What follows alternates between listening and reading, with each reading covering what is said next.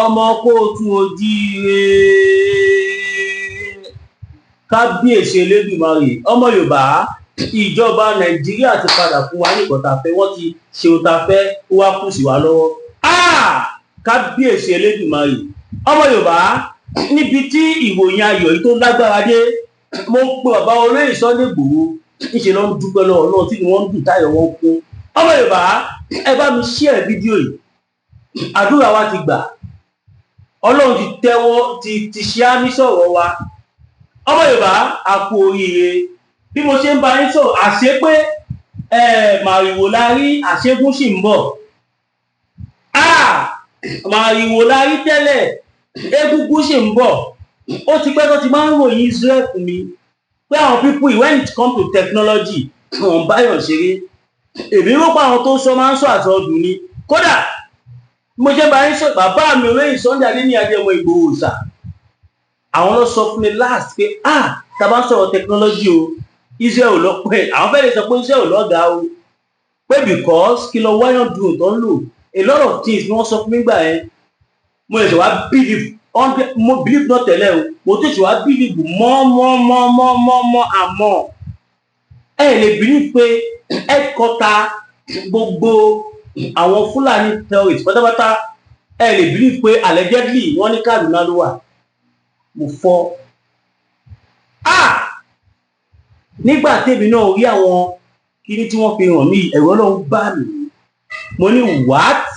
a ní nǹkan tó tó inú ìlú yìí wọ́n ní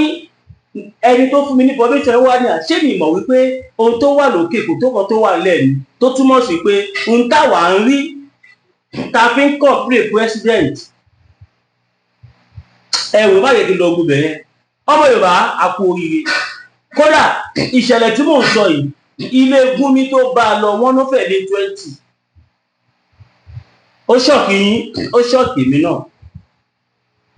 allegedly àṣé òun fún ara ẹ̀ kọ́lé tí wọ́n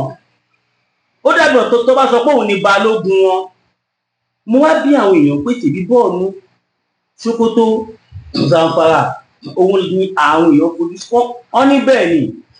wọ́n ní wọ́n mọ̀ ṣe bẹ́ẹ̀ ni wọ́n ní ṣé mi rí pé bàtà Amẹ́ríkà ọkọ̀ fẹ́ strike wọn ò lọ sí bọ́ọ̀lù Zamfara pé Sokoto ni wọ́n kọ́ strike mo ní bẹ́ẹ̀ ni wọ́n náà máa ṣe àwọn àlàyé kan fún mi táwọn ẹ̀bà fẹ́ kì í ṣe fún àwọn ọmọ Yorùbá kó tó ní pé mo ṣe àwọn àlàyé ìdílé mo fi Ọlọ́run Olódùmarè gbé ẹ bá pín fídíò yìí ẹ jẹ́ kí gbogbo àgbáyé mọ̀ ẹ jẹ́ kí Israel mọ̀ pé a wà lẹ́yìn wọn bí ike o ẹ jẹ́ kó mọ̀ wípé àwọn oníṣẹ́ olódì wọn o àwa ò lè gbé gẹ̀ẹ́sì wọn o àwa respect wọn o gbogbo àwọn ọmọ Yorùbá tó ń pe àwọn ní àgbà òfò káwọn àgbà gidi wà lẹ Yorùbá o àwọn àgbà kan wà tó yẹ pé wọn kì í ṣe àgbà tíyàn fi ń tọrọ àgbà àwọn àgbà tó jẹ́ pé tíyàn bá jírí wọn kó lọ sùn padà ní tẹ̀bádẹ̀ wo lẹ ayé àwọn àgbà tá à ń sọ yìí náà wọn kúrò lójú kan aṣọ kan náà lọ wọ̀ kiri k'Amẹ́ríkà máa wà o kí lọ́gbẹ́jẹ́ máa wà á tẹ̀bádẹ̀ wọ àwọn tá à ń sọ ìjà young people tó darúgbó ọ̀sán gangan kò tí tẹ̀ tó wọ 40 nu wọn nínú àwọn tí mò ń sọ̀rọ̀ wọn yìí ẹ má wọrí tó bá tó pé ká gbé ọ̀rọ̀ wa a máa gbé wa now mo sọ mo náà wèrè yẹn wọn competition sí against Israel tó bá dá sọ̀rọ̀ wa ọmọ Israel ní technology k'Amẹ́ríkà ni mo rí tí mò ń sọ eléyìí tí Israel tún ṣe ń Kaduna yìí ó kàkàmà ó màmàkà ó dá tiẹ̀ mọ̀ gẹ́gẹ́ bí búrọ́dà wa Túndé Perry ọmọ ẹ̀gbọ́n rẹ̀ wà àdídá tiẹ̀ mọ̀ pàpàpà sí pé àdídá tiẹ̀ mọ̀ ọmọọba now àwọn Israel ṣe mọ̀ pé tí bá wò dáadáa Israel ni headquarter gbogbo Christian as a matter of fact àfẹ́ tó bá kọ́ fẹ́ máa kanra ẹ̀ gbogbo àwa Christian gbogbo àgbáyé Israel and tẹ́lẹ̀ ọmọlẹ́yìn Israel ni wá àwọn kì í ṣẹ́wó Israel o gẹ́gẹ́ bí àwọn kọ̀ọ̀kan tó jẹ́ mùsùlùmí tó máa ní ẹ̀rọ pẹ́rù kí nìkan làwọn àwọn kì í ṣẹ́wó ìlú kọ̀ọ̀kan ọmọ bára wa so now o ṣe mo dúpẹ́ o kí a má bẹ̀rẹ̀ pé mò ń tẹ̀kọ̀rọ̀ inú ìlú ìtútù látàrí ìṣú ẹ̀dá ọ̀dọ́. Ẹ̀yin èèyàn wa náà àwọn Israel wa sọ fún Amẹ́ríkà pé Kaduna kọ́ sílẹ̀ fáwọn àwọn làwọn bẹ́ẹ̀ iṣẹ́ Kaduna pé ká Amẹ́ríkà máa ṣe ìyókù lọ. Ọmọ ara àwọn ibi tó yẹ kí èèyàn ti lọ ṣe tọ̀ ní Israel wa gbé fún wọn. Israel tó ń jagun tí Israel ń gún ẹgbẹ́ tí iná ọ̀dẹ̀ kù fún 10 minutes tí iná kù fún 1 minute. Ọmọ Yorùbá ẹ rí i pé Gúnmi ń sunkún káàkiri ó tó kó sunkún ó kọ́kọ́ ṣe bí akọtẹ́lẹ̀ ó ń tàpá Amẹ́ríkà but nígbà tí ò ṣe mú mọ́ra mọ́ àwọn Amẹ́ríkà díẹ̀ send message kan sí gbogbo ẹ̀ lẹ́ máa gbọ́ kódà wọ́n kọ sáárá sáwa ọmọ Yorùbá tá à ń ṣàtìlẹ́yìn fún bàbá Oloye Igboho àti bàbá Akíntóyè wọ́n ránṣẹ́ sáwa náà torí pé kí ni wọ́n acknowledge ọ̀nà àwọn lẹ́tà tó pọ̀ mo fọ́ ńgbà tí mo rí mo níṣẹ́ ibẹ̀ yẹn Ọlọ́run ló ní káwa ètò máa ṣèkọ́ tó yẹ ká ṣe ìyẹn ní pé tá a bá ti ṣe fídíò kẹ́yìn máa comment kẹ́ máa share kẹ́ máa like kẹ́ máa subscribe kẹ́ máa recommend fídíò wa fáwọn èèyàn. The more it go viral the more ticking it is to the international communities. That's how it's been done. Now ẹ wo Kaduna nígbà tí wọ́n kọ́ gbọ́ pé èèyàn tí kíní yẹn pa ní Sokoto is more than 4,000 ní ìkọ́kọ́ bìí later àṣírí wá tú pé kò ń ṣe 4,000 o wọ́n ní àwọn èèyàn tó bá kíní yẹn lọ di more than 14,000 tí lè bá ṣe mistake. Àwọn kan wá ní irọ́ ní pé evidence dà ẹnìkan ló wá sọ fún ṣé orí yóò pè é mọ ohun tí Amẹ́ríkà yìí ń tọ́yìn ó máa ń sọ èèyàn ní powder ni ó máa fa èèyàn yájá. Mo ní àwọn fídíò kan lọ́wọ́ tó yẹ pé ẹni tó bá lọ́kùn rè ibi tí àdúró ti já àwọn ọkọ̀ sí wẹ́wẹ́ tó jẹ́ pé fèsì wọn nìkan lè bá ọmọ pé yàn ni tó ti gbígbà tákìsà bá já. Ọmọ Yorùbá àní gbogbo àdólówó Amẹ́ríkà. Now Ọlọ́run ló mọ bí ìròyìn ṣe kan allegedly a gbọ́ pé Ọlọ́run nìkan ló mọ bí ìròyìn ṣe kan Sultan gbogbo ọjọ́ wà ń bẹ̀rẹ̀ ni allegedly tó ń give instruction sáwọn ọmọ yẹn. Naturally wọ́n ní kí gbogbo wọn assemble sí Sokoto ibẹ̀ ló ti ń fún wọn ní information ó yá kí ìbàyẹ̀lẹ̀ máa wọ́pọ̀ gbà tẹ́ bá ti ń kúrò BC báyìí ní kẹgbà tẹ́ bá débẹ̀ yẹn ẹ̀rí kọ̀ọ̀kan ẹ súnmọ́ bẹ̀ kẹ́ ṣeré fún wọn kẹ́ pa ọgbọ́n wọn kẹ́ kúrò bẹ̀ kẹ́ wọ́n fún wọn láwọn ibi tó máa lọ. Ọlọ́run ló mọ ibẹ̀ ni mo ti bìlíìfù pé ọ́díò kan tí ẹnìkan sọ̀rọ̀ ẹnìkan wà tán pé ní Prophet Olúwa lẹ́yìn tó sọ kínní yẹn fún mi mo tún make research gbogbo ara mọ Prophet Olúwa ní movement wọn kéré. He is the mega rally president, also the youth president worldwide. Ní gbogbo àwọn ní olórí ọ̀dọ́ gbogbo àwa ọ̀dọ́ káàkiri àgbálá ayé tí brother mi Òmèríyọ̀ sì jẹ́ homeland tí wọ́n jẹ́ olórí gbogbo àwa ọ̀dọ́ ní ilẹ̀ Yorùbá. So now wọ́n pass information yẹn wọ́n ti gbẹ̀ tán. Amẹ́ríkà sọ pé àwọn ní ọ́díò kan lọ́wọ́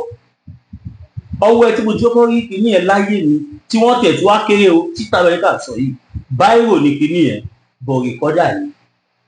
báírò yẹn just kódà kẹ́ wo gbogbo ara ẹ̀ lè rẹ́ ní sign of record ẹ̀ lè rẹ́ ní sign of battery tàbí anything tàbí customer no ó kọ̀ dàbí báírò bó ṣe ti bóyá máa transparent tẹ̀ máa rí ink tẹ̀ máa rẹ́ bẹ́ẹ̀ ló ṣe rí tẹ̀rọ lọ́wọ́ bá mi máa ẹ̀ náà dì mí mo ní àgìlá tí tàbá tẹ̀ wá lọ sí Amẹ́ríkà rẹ̀ sí yẹn ní ká kíkọ́ ní pọ̀pọ̀ lọ́wọ́ kú wọ́n ní ṣé kí tẹ̀sí ẹ̀ fún ẹ bó ṣe wà yìí wọ́n jẹ́ kí n mọ̀ pé ó lè cover half mile mo ní kó pọ̀ síbi wọ́n ní kí n dúró wọ́n bá wa mọ́tò lọ síwájú wọ́n kọ́ wá ní kí n bẹ̀rẹ̀ sí ní sọ̀rọ̀ mo sọ̀rọ̀ mo ń ṣe gbogbo ẹ̀ àwọn kẹ̀kẹ́ náà gbé múlẹ̀ ìrọ́pọ̀ ìrọ́lẹ̀ ń pa pé ẹ bá kó wa ní kinní kan tó yà fẹ́ ṣe ìbáraẹni ẹ mọ̀ ẹ kẹ́ ẹ lè bíbí pé nígbà tí wọ́n fi drive lọ́fẹ̀ẹ́ tó 3 minutes tó bá fi drive padà tó dẹ̀ máa play ìpínlẹ̀ yẹn ohun wa ó show clearly gbogbo àwọn tó ń sọ̀rọ̀ ní gbogbo environment yẹn la gbọ́ nǹkan tí wọ́n ń sọ clearly ṣe mọ̀ pé ọ̀tọ̀ wà nù ibi tí kinní yẹn tún ya wèrè dé ó tún ní noise filter ohun tí ó bá ti fi ń ṣe woman tó bá sọ̀rọ̀ kò ní record ẹ̀ ṣùgbọ́n tó bá ti jẹ́ woman kódà kí rọ́bọ̀tì sọ̀rọ̀ kò ní pick ẹ̀ because ó dáhùn èèyàn mọ̀ yàtọ̀ sí ti AI because it is also programmed as AI. Mo fọ́ gbogbo ọ̀dà sọ pátá la gbọ́ àti táwọn ó ní àwọn obìnrin àtọkùnrin kan náà tọ́jọ́ dúnàdúrà tó fẹ́ bára wọn sùn ó yá yẹ fún ẹyin báyìí náà màá ṣeré fún ẹ gbogbo ẹ̀ la gbọ́ mo fọ́ ńgbà tí mo gbọ́ rẹ̀ mo ní òun ló wá jẹ́ kí n gba nǹkan tí Amẹ́ríkà sọ gbọ́ Amẹ́ríkà ní ọ̀nà ní ọ́díò kan tí àwọn American military máa ń lò a rẹ̀ gbọ́ pọ́ ní Germany àti Russia náà ní gbàgbà I don't know how it is audio machine tí wọ́n lò ó lè rìkọ́ọ̀dù 10 miles that's crazy 10 miles wọ́n láwọn drone àwọn tó ń ṣọkọ fún wọn sílẹ̀ they are invisible àwọn drone yẹn ya wèrè débi wípé ó máa ń wọnú cloud lọ pátápátá ni ó lè wà ní 150,000 feet above the sea level tí ẹ lè rí mọ́ tó gbogbo àwọn plane tẹ̀ rí yẹn gan tó fò lókè ìmí ni wọn ò kọjá 40,000 to 30,000 feet above the sea level kábà yìí tí wàá sọ wípé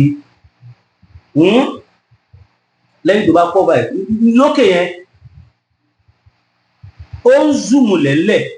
nǹkan ẹ máa rí nǹkan tó ń ṣe ní gbogbo inú forest wa bíi pé ẹwà wájú wọn ṣẹmọ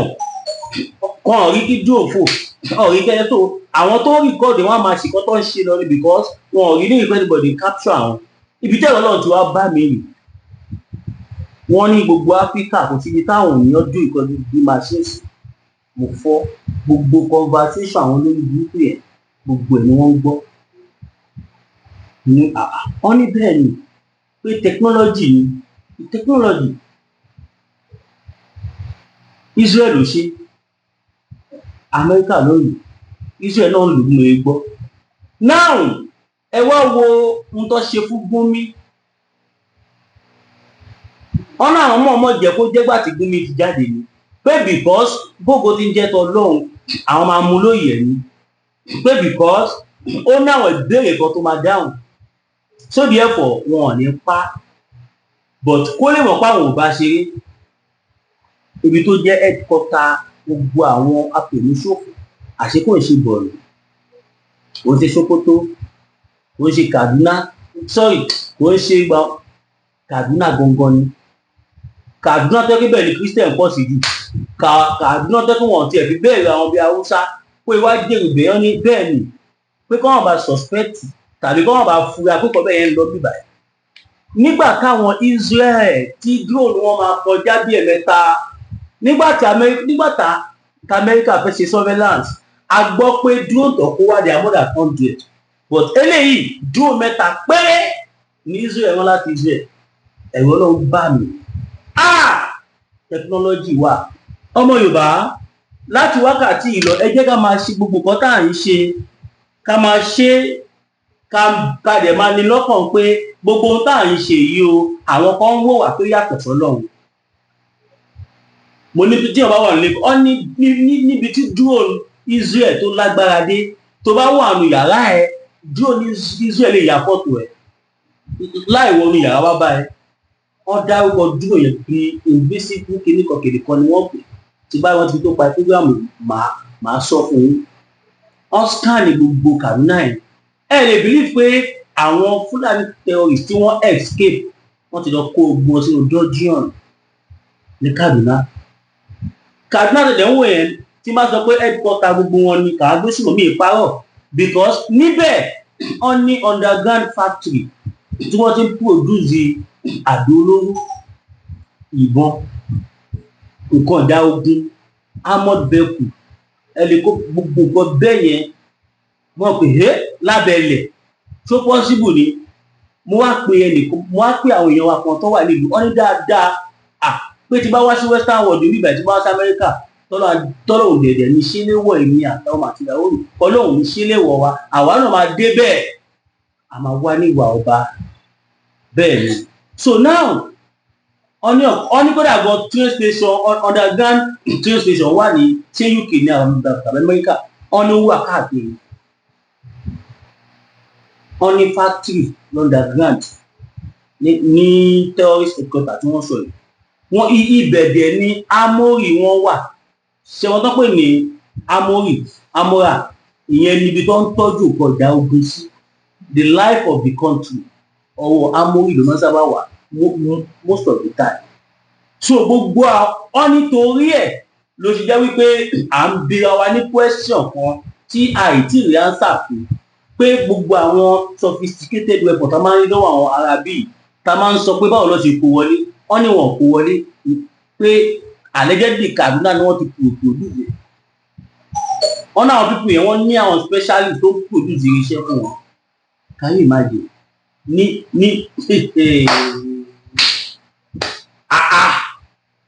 wọ́n ní Kaduna ó deep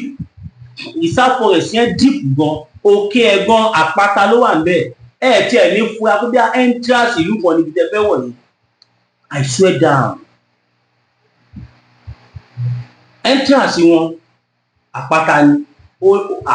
àwọn tó ń lọ́mọ bọ́ sí ń wọbẹ̀. Israel dẹ̀fẹ́ ní ṣe ní wọn fèjì ṣèjì nígbà tí Israel ti rí i pé ṣèbí wọ́n ní Amẹ́ríkà ní kẹ́ni kọ́ńtì bá produce missile ni wọ́n ní tẹ́ bá mọ iye missile tó wà underground wọn àfi bí omi. Àwọn nǹkan tó dẹ̀ jẹ́ nǹkan táwọn Fúlàní ẹ gbẹ́kẹ̀lé nìyẹn ẹ máa rí pé wọ́n ń pe olórí burúkú máa kọ́ ní gàlóló kinní kan retired army ní lóògbé náà Dr. kinní kan gàlóló ló máa ń pera ẹ̀ ó ní retired army lòun Haúsá ni tó ń takò bàbá Tinubu lẹ́nu ọjọ́ mẹ́ta òun ló jáde nígbà kan tó ní pé bàbá Tinubu fẹ́ lọ kó àwọn fresh soldier wá pé tó bá fi lè kó fresh soldier wá àwọn máa engage wọn àwọn táwọn jẹ́ army ilẹ̀ Haúsá àtàwọn tó wọ́n jẹ́ retired army gbogbo àwọn máa wọṣọ padà àwọn máa gbébọn àwọn máa fèsì French army tó máa lé wọn kọjá Nàìjíríà tó túmọ̀ sí wípé because èmi wò pé ibo làwọn òwe tí máa rí ní kó máa taṣọ wọn níbi tí mò ń wò yẹn ó country kan ni can you imagine wọ́n ní odindi country kan níbi táwọn òye ó dẹ̀ ti exist for tí o sọ 50 kékeré kan years ago tí dọ́jọ́ yẹn ti wà wọ́n ní dọ́jọ́ yẹn bó ṣe wà yẹn wọ́n ní ó jáde sí secret airport tí màá yìí tí ọ̀ṣẹ́ ọ̀mọlẹ̀ tí wọ́n expose ìjọ kìnìún àná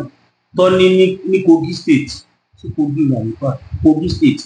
secret airport tó wà níbẹ̀ gbogbo àná la rí gbà táwọn drone wọ́n lọ capture ẹ̀ náà wọ́n ló já síbẹ̀ so anything tó bá ti jí wọ́n allegedly wọ́n gbígbà tàbí understand a lọ jáde ní secret airport yẹn from there wọ́n á fún ní pass and bill straight lóyìnbó nìyẹn pé lára àkókò ìdẹ̀kárí wọn mú nìyẹn ibi táwọn yẹn wọ́n ní kò ṣe state country kan ní lọ́tọ̀ ó dàbí normal wọ́n ní tàbá wà ń bẹ̀ gan ní ọ̀gá bẹ̀rẹ̀ lẹ́wà because wọ́n ní artificial daylight and artificial night and artificial afugbo ẹ̀ ni wọ́n ní but they are artificial. Israel pé ní pé ní wọn fi pè ní o Israel dẹ̀ ju àkàrà síbẹ̀ tó ní ìrírú ẹ̀ nà gbogbo underground yẹn láàrin ìṣẹ́jú kan gbogbo ẹ̀ di bákan tí mo sọ wọ́n ní ó di ẹrú mo láwọn fídíò kan lọ́wọ́ mi kò ní play ẹ̀ ni torí tí bá play ẹ̀ ìkànnì táwa wọ́n á fẹ́ gbé kínní ìwálẹ̀ wọn ò ní jẹ́ kẹ́ ẹ rú bọ̀yìn tẹ́ bá nífẹ̀ẹ́ sí bóyá máa upload rẹ̀ sí Facebook page ni bọ̀ sí Facebook máa gbà ṣáá máa gbìyànjú ẹ̀ torí tí bá ní kí n send ẹ̀ sí WhatsApp èèyàn mélòó mo fẹ́ send ẹ̀ sí ìlú tí mo dẹ̀ wà kò dàbí Nàìjíríà tá à ń ra dátà 10,000 ìlú táwa dátà tí mo lò lọ tó bá dàbí wọn ẹ̀yin dáwọ́ mọ́ọ̀lù tí mo wà kẹ́ni rọ́mù pa dátà tí mo lò lọ́sẹ̀ about 80,000 naira lọ́sẹ̀ kan ọ̀sẹ̀ kan ẹ̀kẹ̀dẹ̀ mo lè ṣe bí ẹ̀ẹ̀mejì ká ti tán unlimited ni o but unlimited tí wọ́n máa ń ní nọ́mbà ó pọ̀ ẹ́ pé tó ṣọ́ àti parí ìwà máa wọ́ tíkọ́ tó bá yẹ pé bí a bí 200 gig lọ fún ẹ fún unlimited yẹn tó bá ti lò tán àwa máa rá kòrò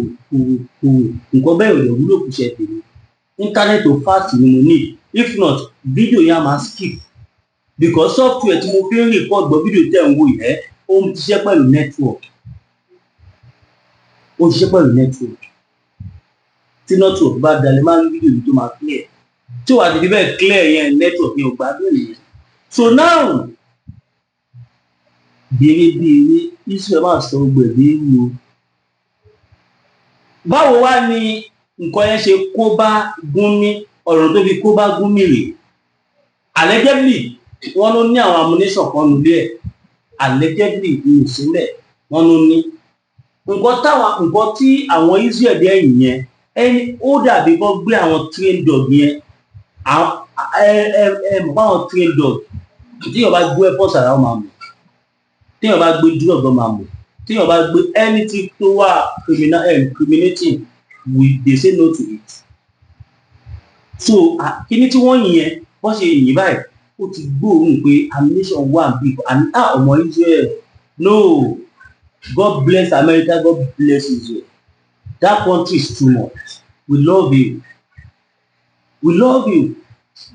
We pray to be like you. Yeah. Àkàrà ẹyin ọkàn ní Israel yìí o gbogbo àwọn ilé tó wà nìyí lẹ́yìn tó ti kọ́kọ́ ba gbogbo dọ́jọ́ ẹ̀ gbogbo tó kó síbẹ̀ di ní ìrírí tẹ̀lé mọ power of force nǹkan tó máa gbé wọlé wọ́n ní tó bá yin kíní yẹn okay good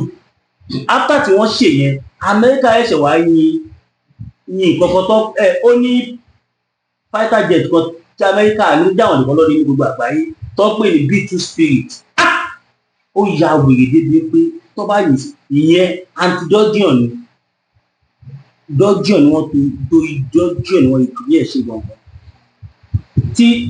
tí Georgian bá gùn ní bóyá 3 miles tàbí 5 miles tọ́nà wà ń bẹ̀ tó bá ju àkàrà ẹyọ kan sí Georgian ni láti bẹ̀ níbi tí Georgian yẹn parí gbogbo ẹ̀ bá ti rí kíní táwọn iṣẹ́ yìí yẹn ó ní future nǹkan bíi tù mo wá ní ṣebí àwọn Fúlàní máa ń dúró pé àwọn ní gbogbo nǹkan wọ́n ní gbogbo nǹkan ṣùgbọ́n kò ń ṣe wájú Israel àti Amẹ́ríkà wọ́n ní ṣàìkọ́ retaliate ní pé because wọ́n fẹ́ fi retaliate everything is gone lára àkọ́ tó ń dun Gúnmi nìyẹn gbogbo àwọn nǹkan ìjà ogun tí wọ́n ní wọ́n ti ń produce bọ̀ láti jáde 50-40 years ago ṣe wọ́n fáwọn ọba máa ń sọ kọ̀ọ̀kan wọ́n náà wà làwa ò múra ojoojúmọ́ làwọn Fúlàní ìfi múra nígbà tí wọ́n sọ̀rọ̀ yẹn gan eré la pè pé pàṣọdùn ni wọ́n ń sọ jàre everything is gone more than 500 million pieces of missiles nìkan wọ́n ló lé ní 500 àmọ́ká kí ló dé àwọn locally made explosive stuff yẹn náà wọ́n nìyẹn náà lọ bí omi wọ́n nìkan tó nínú dọ́jú ẹ̀ tó bá kó jáde wọ́n sọ Nàìjíríà dé wọ́n ní kò sí nǹkan tí a lè fi fún un èmi wá ń wò ní opinion tó ní pé dájúdájú ohun tó ń fà á káwọn wèrè yìí tó fi ń ṣe ohun tó ń ṣe nìyẹn because wọ́n mọ military strength Nàìjíríà gbogbo àwọn weapons ní Nàìjíríà dẹ́nu kò sí tọ́lẹ́yìn sí dọ́jọ́ yẹn tó máa ní effect because dọ́jọ́ yẹn fún ara ẹ̀ ó ní anti-air defence something káwọn Israel tó yìn kan tí wọ́n yìn wọ́n dédé yìn wọ́n láti ìlú wọn tí wọ́n deactivate ẹ̀ air defence tó yẹ kó wà láàrin ìlú kó wà ní street gbogbo àwọn atajẹ́ citizen wọ́n ṣe síbẹ̀ ibi tó kọ́ àti ìlú àtàkùn sí ibẹ̀ ni wọ́n lọ fi air defence sí àtàṣọrọ̀ tó yẹ lẹ́yìn tí ọ̀pọ̀lọpọ̀ àwọn politician wọ́n máa fẹ́ relocate sí Àbújá torí pé Àbújá ní anti-air defence and some other things features ló wà l'Àbújá. Ó níbi tó máa ní àkàrà síbẹ̀ tó máa dún kò ní dún. Mostly gan Aso Rock ó lè nìkan sí kó dún kò ní dún. Built and equipped by America. Wọ́n sọ̀rọ̀ dé wù gbogbo àwọn nǹkan ogun tí gómìnà ń dójúlé nílé ẹ̀ bí about 30 houses tí wọ́n lọ fi stock àwọn ilé yẹn. Lẹ́yìn tó ọkọ̀ jámúra àwọn ohun tán inú ilé tó tún láàpọ̀ gbogbo tẹ́pọ̀ ìgbà yẹn mo jáde tí kò bá ṣẹlẹ̀ gbogbo ẹ̀ náà ti dé ohun tó fà á tí Gumi ṣe sọ pé kò yí nìyẹn. Ẹ máa pé Gumi ti yẹ ló padà sí tẹ́lẹ̀tẹ́lẹ̀ àwọn nǹkan tó wà lọ́wọ́ ẹ̀ tó ní ló ṣe é ṣe gàràgàràgàrà. Ó mọ̀ wípé kò sí kan tó òun bá ṣe Nigeria government lè arrest òun pé tó bá arrest òun àwọn ọmọ ogun òun ó máa jáde wọ́n bá nǹkan jẹ́ kò dẹ̀ sí wọ́n bẹ̀ ṣùgbọ́n lọ́wọ́ tí wàá gbà wá lọ́wọ́ ẹ̀ báyìí. Mo dẹ̀ dúpẹ́ lọ́wọ́ ọmọ Yorùbá tí bá kọ̀ sọ àwọn ọ̀rọ̀ kan ó kọ̀ láwọn kan fẹ́ kó wá twist ẹ̀ sí bòmíì tàbí kó máa lérò ni torí pé wọn ò ní information yẹn lọ́wọ́. Olóyè Sunday Igboho wọ́n play a very big role. Òyìnbó náà mọ̀ pẹ̀lú àtẹ̀gbò ẹ̀ má tọ́ra ẹ̀. Ṣé Sunday Igboho ṣàwọn kankan bọ̀ tí o ń sọ̀rọ̀ sí ẹ̀dá gbòmìnira ló kàbí tó bá tó àsìkò. Olóyè Sunday Igboho ṣe gudugudu méjì yàyà mẹ́fà. Àwọn tó mọ̀ ọ́ mọ̀ yes. Ṣé òpá Amẹ́ríkà jẹ́ wéèrè k'Amẹ́ríkà tó ní invite èèyàn do you think it's a joke? Amẹ́ríkà tó wó ṣùṣù tó ban visa pé kẹ́ni Nàìjíríà má wọ̀lú àwọn ọmọ kò tún wá sí yẹn nìkan o wọ́n ní anybody nísìnyí báyìí eléyìí tí mo fẹ́ sọ ìlú ìṣúọ̀ o mo ẹ̀ṣẹ̀ gbọ́ ni wọ́n ní Amẹ́ríkà ti ṣòfin kan nísìnyí ẹni tó bá ti ń dórúkọ mùsùlùmí kò lè wọ Amẹ́ríkà mọ́. Kẹ̀yìn wa tẹ́ ń gbé l'Amẹ́ríkà tó bá jẹ́ bẹ́ẹ̀ Amẹ́ríkà mọ̀ tó bá jẹ́ bẹ́ẹ̀ kọ́ ọ̀nà ṣẹ̀fẹ̀ pass òfin yẹn ní báyìí pé but ó ti wà active lórí Nàìjíríà. Can you imagine? Ṣe rí bẹ́ẹ̀ ó máa ń sọ fún yín pé ẹ̀sìn àjòjì ẹ jẹ́ ká kébù sí ẹ̀ níwọ̀nba. Ní kẹ́ má ṣe ẹ̀sìn ṣùgbọ́n ẹ má lọ ṣe ẹ̀sìn nǹkan à ń sọ nìyẹn. Ẹ má ṣe ẹ̀sìn. Ọ̀pọ̀lọpọ̀ àwọn tó rò pé àwọn ń ṣe ẹ̀sìn ló ń ṣe tí wọn ò mọ̀. Tó bá ṣe pé yàn ń ṣe ẹ̀sìn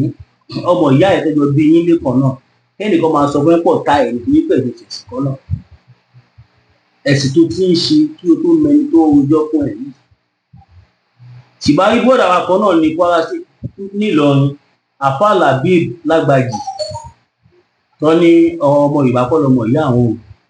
ẹni tí àti bàbá jọ bí àwọn ṣọmọ ìyá àwọn o àwọn ẹni táwọn jọ ń ṣe ẹ̀sìn kan náà òun lọmọ ìyá àwọn lọ tó bí lẹ́rù Mr. Lágbàjì ẹ jẹ́ kó dín sí Yorùbá ní kí ẹ tó di mùsùlùmí omi láti ká tó tẹ yàn.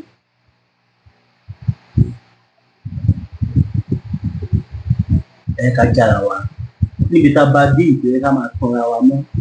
níbi tá a bá dé ojú àwọn èèyàn ti là wọ́n ti mọ̀ pé strategy ni gbogbo nǹkan táwọn àfáà ń gbé wa ọ̀nà àti jẹ wọn ni. Ọ̀pọ̀lọpọ̀ àwọn àfáà yìí lọ mọ òótọ́ ọ̀rọ̀ wọn tó bẹ́ẹ̀ kọ́ sọ tó bá sọ pẹ́ kò sáfà tó máa ń jẹjẹ mọ́. Àwọn àfáà ẹgbẹ́ gan tún lè dáwọ́ jọ ní lórúkọ fi sínú bíi tábà tó wá tú àṣírí àwọn táwọn fi bóyáwó àtọmọ. Mo dẹ̀ fẹ́ ká mọ̀ kọ́kọ́ o kí ló fà á tí mo fi ní ká dúpẹ́ lọ́wọ́ bàbá Tinubu ni wípé ohun tí Amẹ́ríkà ṣe lọ́wọ́lọ́wọ́ báyìí tí bàbá Tinubu bá fọwọ́ sí wọn lè ṣe no matter how powerful they are. Nǹkan tí Israel ṣe lọ́wọ́lọ́wọ́ yìí tí bàbá Tinubu bá fọwọ́ sí wọn tó bẹ́ẹ̀ wọn lè bá gidi ṣe fún wa but president fọwọ́ sí. Ẹ má gbàgbé o Amẹ́ríkà ti wá ń gbà kan ẹ̀wù tó tóbi pé má gbàgbé mo fa àsìkò ìdúpẹ́ lọ bàbá mi kan wọn kì í fẹ́ jẹ́ kí n dárúkọ wọn ìmọ̀ wà ṣe mọ̀ wọ́n ṣoore mi lè gbàgbé kan fún mi lánàá inú mi dẹ̀ dùn ara mi inú mi dùn ayọ̀ mi fún ó ti pẹ́ tí bàbá yìí ti máa ń pa mí lẹ́rìn tí wọ́n ti máa ń mú inú mi dùn lágbára Ọlọ́run inú yẹn náà máa dùn kalẹ̀ gbogbo ohunkóhun tó ń dùn yín lọ́kàn lásìkò táwa yìí kọ́ Ọlọ́run á sọ di ayọ̀ fún yín gbogbo ibi táwọn ọmọ tí yín náà bá lọ wọ́n máa bá àmì Ọlọ́run pàdé ẹ̀yin àti bàbá wa ẹ máa wò mí ràn ń ta fẹ́ ṣe pọ̀ bàbá wa yìí ti gbìyànjú fún mi lóòótọ́ but we still need more help ẹ ṣàánú wa káti ẹ̀gbà pati yíwọ̀n náà wá fi ṣe náà ọdún àbí kọ̀ọ̀kan ẹ má gbàgbé mo jáde nígbà kan tí mo ní mo nídìí àwọn equipment kan mo ti ní ìdí ẹ̀ padà ìgbéni sí ẹ má wò mí ràn about a year ago mo jáde pé mo nídìí fóònù tí mo lè ráwọn tó support mi but nísìnyí báyìí gbogbo àwọn fóònù yẹn ẹ̀mí òkúté káàkiri mọ́ wọ́n ti weak because mo ti dé pọ̀ ẹ mọ̀ kí n tó fi kọ́ record video through app kí n tó download ẹ̀ sí fóònù kí n tó compress ẹ̀ kí n tó fi edit kí n tó fi convert kí n tó ẹ̀ṣẹ̀ wá upload ó lọ fà gan fóònù yẹn ń ṣiṣẹ́ fóònù bíi 5 látara pé kò ságbára láti normal bóyá jẹ́ big phone yẹn bóyá kó jẹ́ 2 3 ìyẹn ló máa jẹ́ kí iṣẹ́ yẹn wà very very sweet but adúpẹ́ lọ́wọ́ Ọlọ́run adúpẹ́ lọ́wọ́ Ọlọ́run akí ẹni tó yí wa tó mọ́jú èèyàn ní owó bí táwa ó dẹ̀ dùn mí wọn tó wà bá bẹ̀rẹ̀ kí n dárúkọ wọn kẹni tí mò ń sọ yìí wọn lè fi ọ̀rọ̀ Olóyè sọ Ìgbòho ṣe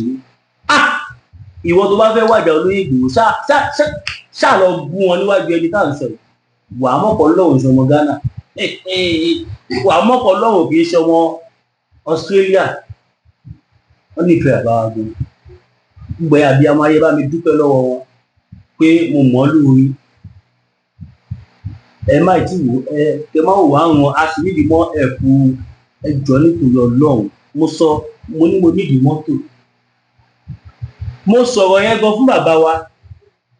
táwọn kan ní tèmi bá ti ṣe fáwọn rí pé mo lé pé àwọn èèyàn láìpì mi pé mo lè lérò lẹ́yìn tèmi bá lè wà ṣiṣẹ́ fáwọn Lexus ìrèlè ìpín wò lẹ́sọ 350 ó kúnlẹ̀ àwọn kún fáwọn èèyàn tó bá ṣe nọ́mà bíi tèmi ni wọ́n ní kódà wọ́n á fẹ́ mi lọ́tọ̀ wọ́n á fìyàwó àtàwọn mi lọ́tọ̀ mo ní ẹ ṣé mo dúpẹ́ ẹ dì mọ́tò yín mú bí mo ṣe fẹsẹ̀ rìn yìí ó pè mí ju kí n gba ọ̀sẹ̀ fẹ́ wọ́n ní kí n má wọrí o lẹ́yìn mọ́tò yìí wọ́n wá ṣe dáadáa fún mi wọ́n á gbé mi sórí payroll wọ́n máa ṣe gbá máa ṣàwó ẹ ṣé mo dúpẹ́ Ọlọ́run ò fi mí sílẹ̀ mi ò yó ibi ò sì pa mí ó tẹ́ mi lọ́rùn mo ṣe wà kí wá lọ gbà bọ̀dì fún wọn Yorùbá